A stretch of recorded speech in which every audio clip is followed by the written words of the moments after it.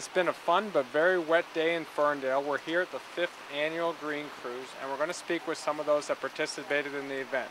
Come along with us.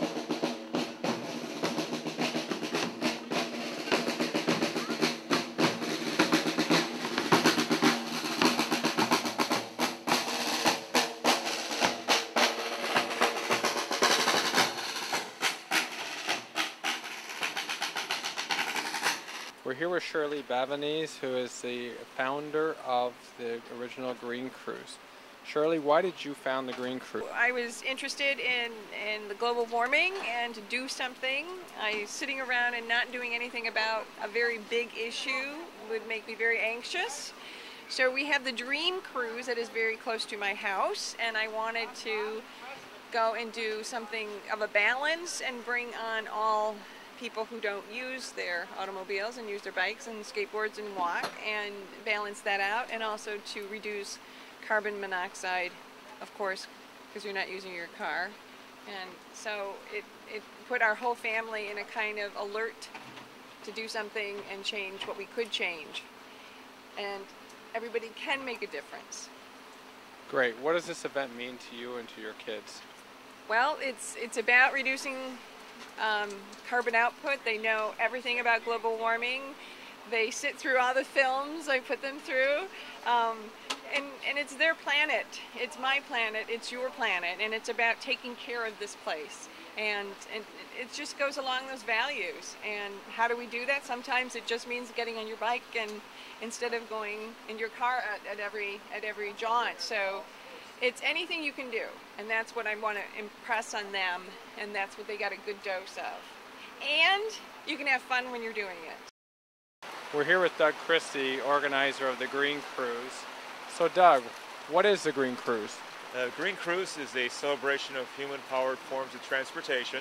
So of course that includes walking, but bicycling, skateboard, rollerblading, pushing your old-fashioned lawnmower if you want. And we have the parade that comes right down 9 Mile, and it's just celebrating with the community and everyone else in the area. What are you hoping to accomplish with this event?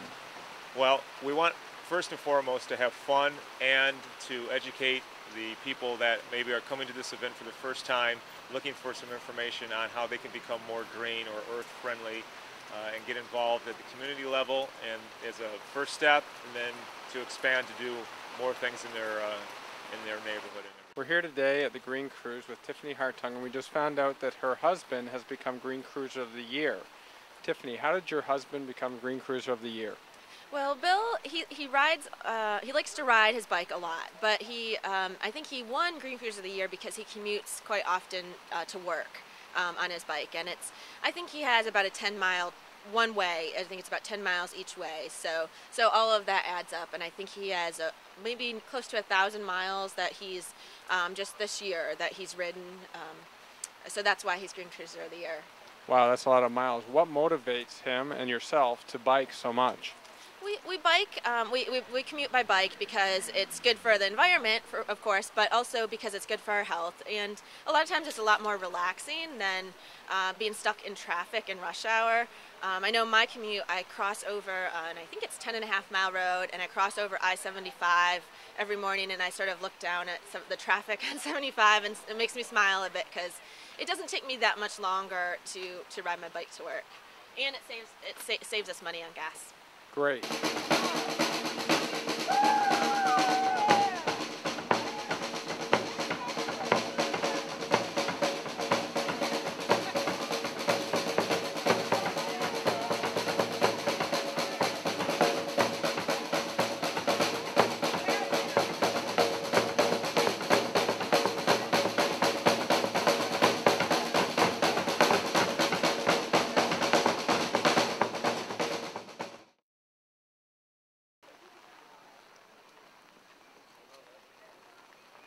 Every once in a while you want to do something called a safety check.